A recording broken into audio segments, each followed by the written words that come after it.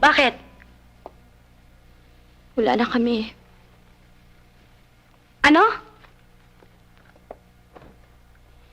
Wala lang, nagkalabuan lang. Hindi talaga malabo. Sige, explain mo nga. Bakit hindi niya ako kayang mahalin? Hindi magiging masaya si Eric sa kanya. Dahil walang makakapantay ng pagmamahal ko kay Eric kundi ako lang. Alam mo, narinig ko na kanina yan. Ganda, no? diba? Eh, baka naman talagang senyalis na yan. Nang ano naman? kasi mahirap naman talagang ipilit ang sarili sa taong ayaw sa'yo. Anong gagawin ko? Eh, di tigilan mo na kaya. Alam mo ba? Konting-konti na lang. Mukha ka ng... Parang ikaw. Oo. Hirap-hirap eh. Lagi na lang ganito eh. Lagi na lang ganito. Diba ang pangit magmukhang... Tigilin na yan. Magbagong buhay na tayo. Libre na lang kita. Talaga? Oo. Promise yan ah. Ano yan, ha? Ano yan? Ano kabuluhan to, ha? Pwede ba tigil-tigilan mo to? Gumagawa ka ba ng kulto? Sabihin mo, ayoko na. Ayoko na. Ayoko na! Ayoko na. Ayoko na magmukhang... Ayoko na mag... Ikaw talaga. Ay, ano yan? Ano yan? Wala. Ay, may nakita ako sa pagkita. Wala. Naamoy ko. Ano yan? Nakita, friend.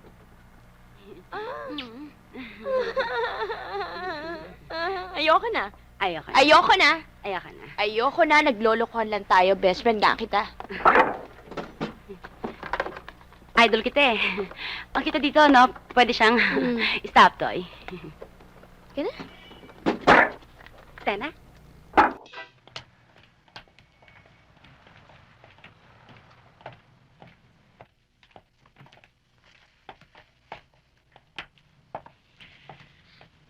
Paano? Good luck na lang to your forthcoming movie. Thank you. Well, hope to see you soon. See you. Zen. Ano ba? Tapos ilang buwan tayo hindi nag-usap. Ganyan asal mo sa akin.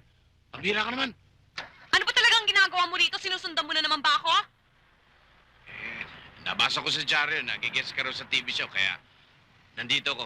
Gusto kita makita at makausap. Ano ngayon? Zen? Anything wrong? Zen, sinabi ko gusto kita makausap eh. Zen, akala ko pwede kitang kalimutan. Akala ko pwede ko sabihin, isa ka lang panaginip. Hindi ko kaya. Lagi kitang naaalala. Zen, lagi kitang naaalala. Lagi kang nasa isip ko. Pwede ba, Joey? Bitiwan mo nga ako. Nasasaktan ako. Bigyan mo ako ng pagkakataong pakita sa'yo na totoo itong sinasaloob ko. Zen, please. Pare, sinasaktan mo na yata eh. Huwag ka nga makialam. Ano ba? Sino ba itong lalaking to? Ito ba pinagmamalaki mo, ha? Kaibigan ako ni Zen. Para bitiwan mo siya. Bigyan mo ko!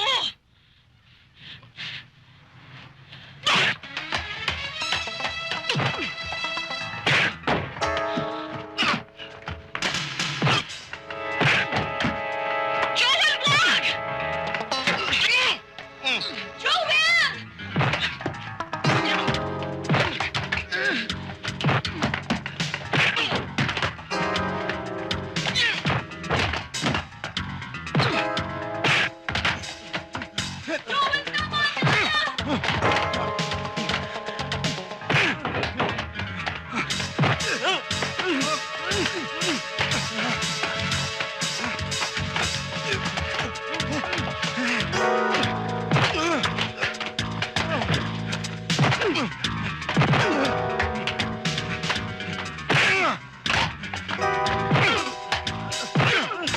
Joel, tama na!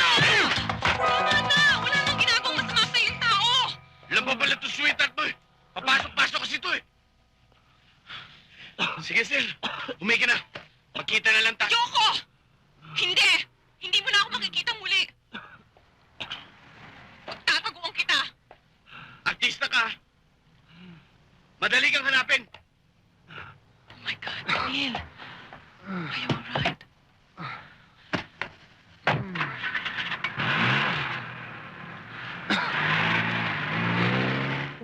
Yung bisita ko? Mabuti naman Ayun yung dalaw mo. Bebang! Bebang! Kuya mo. Kumusta ka na? Mabuti naman. Ay, Luding, si Bebang. Kumusta? Salamat naman, ano?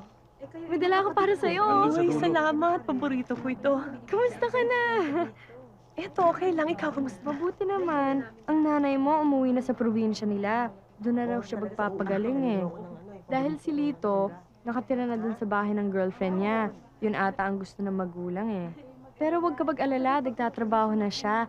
Ikaw naman, kamusta ka na? Eto, okay lang. Hindi ko nga lang alam kung anong nangyari dito sa kaso ko eh. Alam mo, Bebang, lungkot na ako dito. Para akong kinakabang, hindi ko maintindihan. Si Santi hindi na tumatalaw. Ni sulat wala.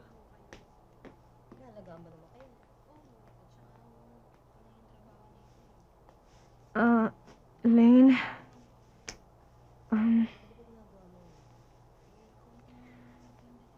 ikakasal na si Santi. Dun sa kaklase niya mayaman. Ben Versola.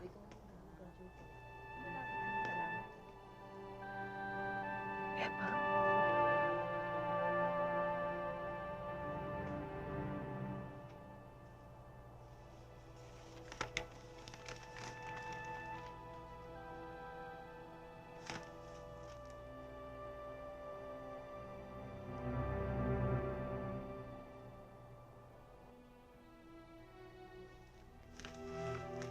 Nabalitaan kong buntis yung babae.